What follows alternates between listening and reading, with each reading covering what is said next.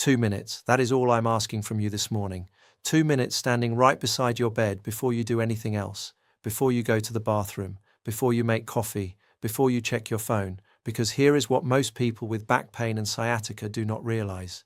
The moment you stand up from your bed and start walking around your spine immediately begins dealing with the full compressive load of your body weight. Your discs are under pressure, your facet joints are bearing load.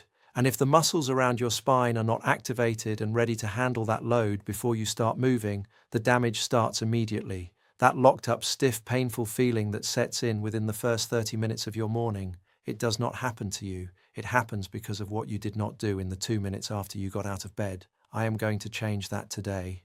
I am going to give you 4 movements, 30 seconds each, that you do standing right beside your bed the moment your feet hit the floor.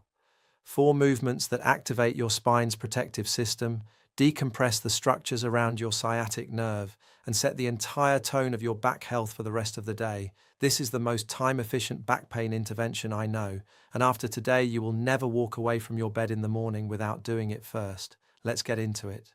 Before I show you the 4 movements, I want to explain the science behind why this specific 2-minute window, standing immediately after getting out of bed, is so powerful for back pain and sciatica prevention. When you are lying down all night, your spine is in a horizontal unloaded position. Your discs rehydrate, your muscles rest, your nervous system goes into its lowest activity state. Now here is the critical moment that most people completely miss. The transition from lying down to standing is the single most stressful mechanical event your spine experiences all day. In the space of a few seconds, your spine goes from 0 gravitational load to full body weight compression. Your discs go from a state of gentle rehydration to bearing the full compressive force of your upper body. Your facet joints go from being gently decompressed to suddenly absorbing impact with every step. And here is the problem for people over 50 with back pain and sciatica. The deep stabilizing muscles that should automatically activate to protect your spine during this transition, the multifidus, the transverse abdominis, the pelvic floor, are slow to wake up.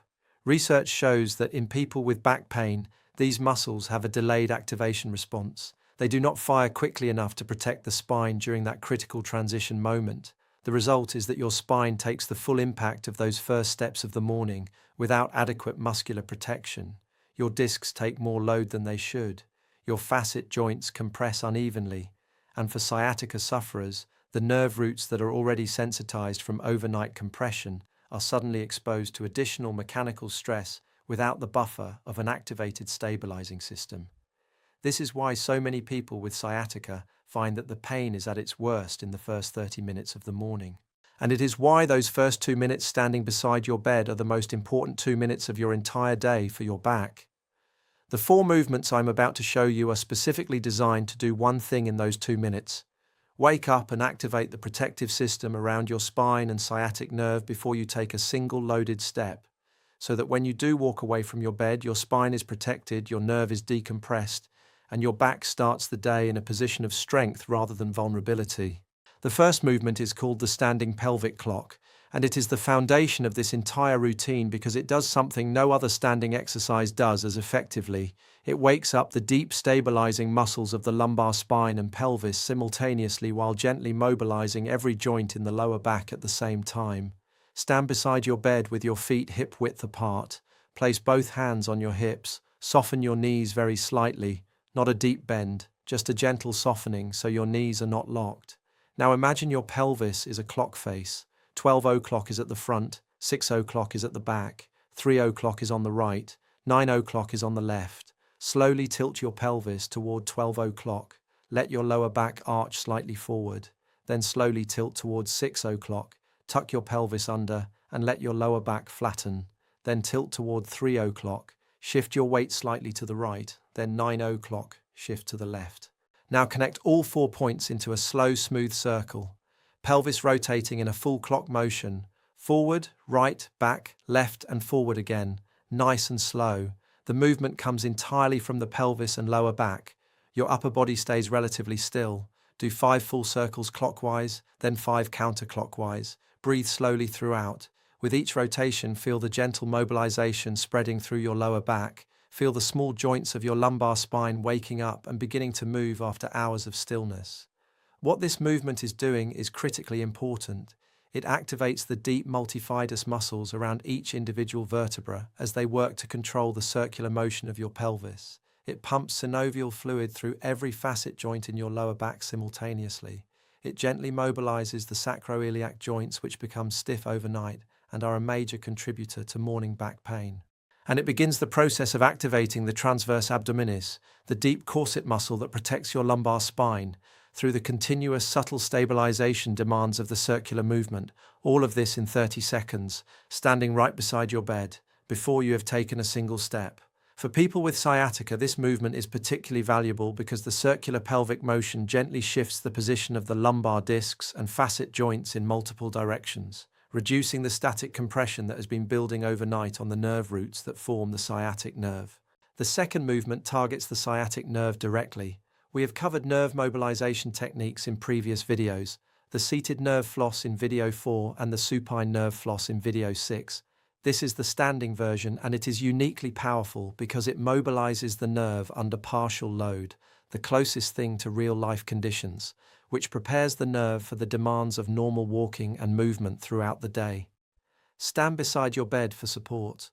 Hold the bedpost or the wall lightly with one hand if you need balance support. Stand on your left leg. Straighten your right leg slightly and shift your weight slightly onto the left. Now slowly swing your right leg forward, extending it slightly in front of you, while simultaneously flexing your right foot, pulling the toes up toward your shin. As you swing the leg forward, feel the gentle tension building along the back of the leg. That is the sciatic nerve being gently tensioned. Then slowly swing the leg back behind you, letting it extend gently behind your hip, while simultaneously pointing your toes downward. As the leg moves back and the foot points down, the nerve tension releases. This slow forward and backward pendulum swing of the leg, foot flexed coming forward, foot pointed going back, creates a gentle rhythmic tensioning and releasing of the sciatic nerve along its entire pathway from the lower back to the foot. This is nerve flossing in its most functional form, performed in a standing weight-bearing position. Do 10 slow pendulum swings on the right leg, then switch and do 10 on the left. Keep the movement slow and controlled. The sciatic nerve responds to slow, sustained mobilization far more effectively than fast movements. If you feel a sharp shooting pain, reduce the range of the swing significantly. You should feel a gentle pulling sensation along the back of the leg, not sharp pain. What makes this movement so specifically powerful for sciatica is that it mobilizes the nerve in the position most similar to walking. Every step you take involves a similar alternating tension and release of the sciatic nerve. By performing this movement slowly and deliberately before you start walking, you are essentially rehearsing this nerve movement pattern and preparing the nerve to handle it smoothly rather than reactively. The third movement combines a gentle extension of the lumbar spine with a specific breathing technique that together create a powerful decompressive effect on the lumbar discs and the nerve roots that form the sciatic nerve. We covered the standing back extension briefly in video 2. This version is different. It incorporates breath control in a specific way that amplifies the decompressive effect significantly. Stand beside your bed with feet hip-width apart. Place both hands on your lower back just above the hips with fingers pointing downward. Take a slow breath in through your nose for 4 counts. As you breathe in slowly, begin to extend backward, letting your spine gently arch. Your hands support the lower back as you do this. Let the extension follow the breath. As your lungs fill with air, your ribcage expands and naturally lifts your spine into gentle extension. Let that natural lifting motion guide the movement rather than forcing the arch. At the top of your comfortable extension, when your lungs are full, hold for 2 seconds. Your spine is gently arched. Your lungs are full. Feel the gentle opening across the front of your lumbar spine. Then slowly breathe out through your mouth for 4 counts. As the air leaves your lungs, your ribcage gently lowers. Let your spine return to neutral as the breath releases. Do not rush back to neutral. Let the exhale guide the return. That is 1 full breath cycle combined with 1 extension and return. The extension follows the inhale. The return follows the exhale. Do 4 complete breath cycles.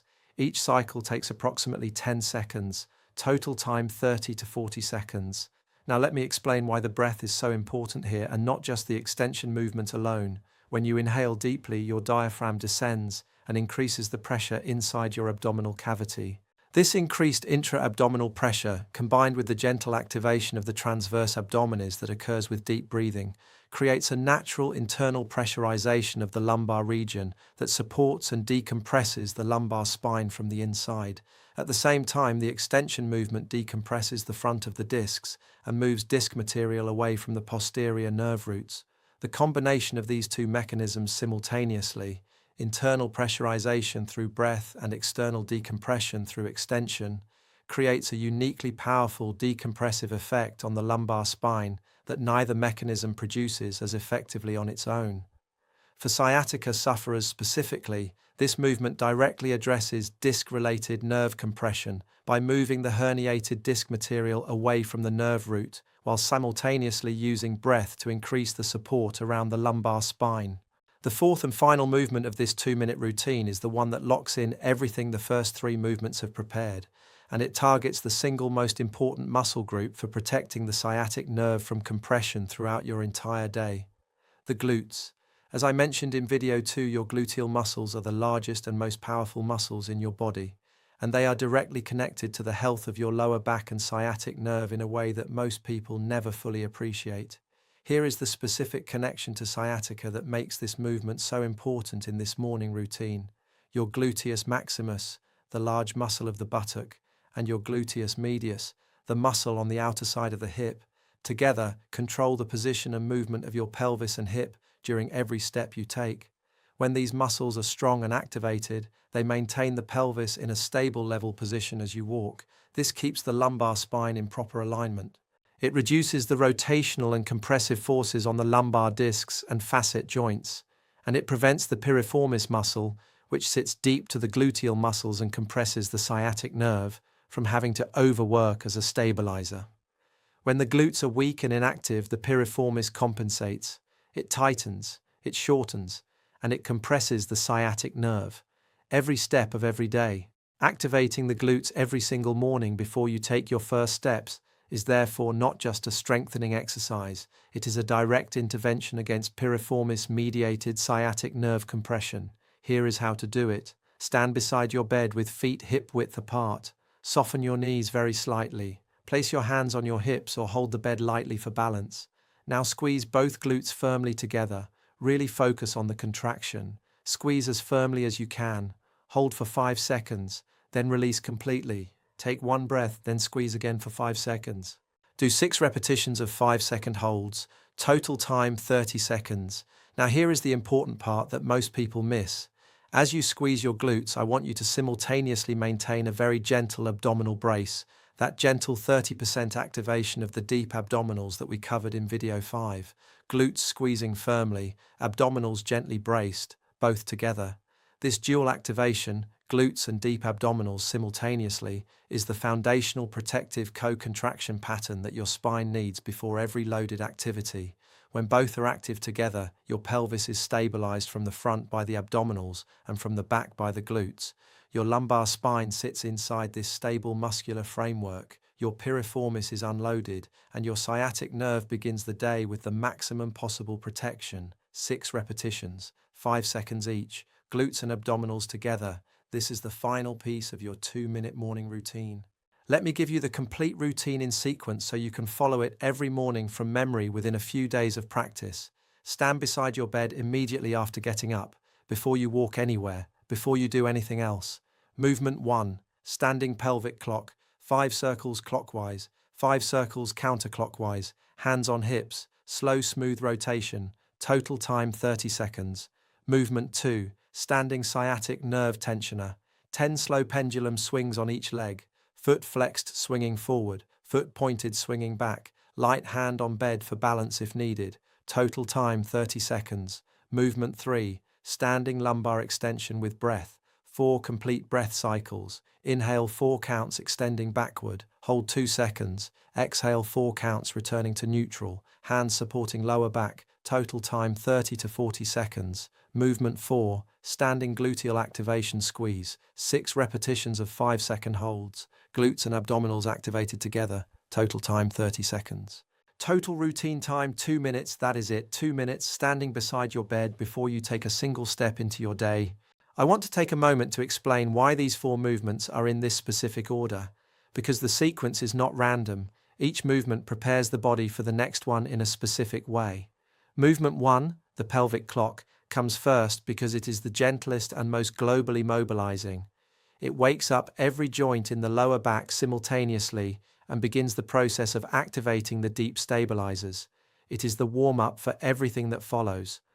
Movement 2, the nerve tensioner, comes second because the nerve mobilization is most effective when the joints around the spine have already been gently mobilized. A stiff, immobile spine does not allow the sciatic nerve to glide freely during the tensioner. The pelvic clock in movement 1 creates the joint mobility that makes the nerve tensioner in movement 2 significantly more effective. Movement 3, the lumbar extension with breath, comes third because the disc decompression effect is most powerful when the nerve has already been mobilized. If you decompress the disc before mobilizing the nerve may not be able to fully benefit from the increased space because it is still restricted by overnight adhesions. Movement 2 clears those adhesions first. Then movement 3 creates the space for the nerve to occupy. Movement 4, the gluteal activation, comes last because it is the locking mechanism.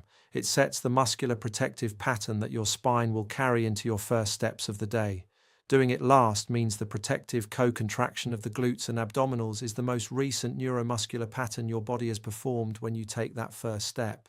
The nervous system carries this pattern forward into your movement. This specific sequence, mobilize the joints, mobilize the nerve, decompress the disc, activate the protection, is the most logical and effective order for a standing preambulation routine for sciatica and back pain. The 2-minute routine only works if you do it every single morning without exception. And the biggest obstacle to that consistency is not motivation, it is not willpower. It is the fact that in the morning when you are still half asleep, your brain defaults to established habits rather than new intentional behaviors. So here is how to make this routine automatic within 2 weeks. Stack it onto an existing morning habit. Habit stacking is one of the most powerful techniques in behavioral psychology for establishing new routines. The idea is to attach the new behavior directly to an existing automatic behavior so that one triggers the other. For this routine, the trigger is standing up from bed. The moment both feet hit the floor and you stand up, the routine begins. You do not decide to do it. You do not remember to do it. Standing up is the trigger and the routine follows automatically. To reinforce this connection for the first 2 weeks, put a visual cue on the floor beside your bed. A small mat, a piece of tape, a pair of exercise shoes, something that visually signals to your brain that this is the spot where the routine happens. When you see it standing up and beginning movement, one should become automatic. Do it even on days when you feel fine. This is critically important. Most people are very consistent with their routine on days when their back hurts because the pain is the motivation. But on the days when they feel good, they skip it. And this inconsistency prevents the routine from ever becoming truly automatic. The routine is not just for pain relief, it is for pain prevention. The title of this video says stops back pain before it starts. That means doing it on the good days is even more important than doing it on the bad days, because it is the daily, consistent preparation of your spine that keeps the good days coming. Track it for the first 2 weeks. Keep a simple tally on a sticky note on your bedside table. Every morning you complete the routine, make a mark. After 2 weeks of consistent marks, the routine will be well on its way to becoming automatic. And seeing that streak of marks is a powerful motivator to keep going. I want to be specific about who this routine is most valuable for, because I know that people watching this channel have different types of back pain and sciatica. If your sciatica is caused by disc herniation, movement 3, the lumbar extension with breath, is the most important movement for you. The extension combined with the breath-driven intra-abdominal pressure creates the most direct decompressive effect on the herniated disc material. Do not skip this one on any morning. If your sciatica is caused by spinal stenosis, movement 1, the pelvic clock, is particularly valuable for you because the circular mobilization of the pelvis gently opens the spinal canal through a range of positions and prevents the static narrowing that accumulates overnight. Movement 2, the nerve tensioner, is your second priority. If your sciatica is caused by piriformis syndrome, movement 4, the gluteal activation, is the most critical movement for you. Activating the gluteal muscles before you walk directly prevents the piriformis from having to overwork as a stabilizer and compressing the sciatic nerve with your first steps. If you have general morning back pain without diagnosed sciatica, all 4 movements are equally beneficial. Movement 1 and Movement 3 will provide the most immediate relief of morning stiffness and pain. If you are currently in an acute flare of sciatica pain, reduce the range of motion on Movement 2 and Movement 3 significantly. Both movements should create a gentle sensation, not pain. If any movement increases your shooting leg pain, stop it immediately and proceed to the next one. Movement 1 and Movement 4 are safe for virtually everyone regardless of acuity. By now, many of you are watching multiple videos in this channel and building a comprehensive daily approach to your back pain and sciatica. I want to briefly show you how this 2-minute routine fits into the bigger picture. The 2-minute standing routine from today's video is your bridge.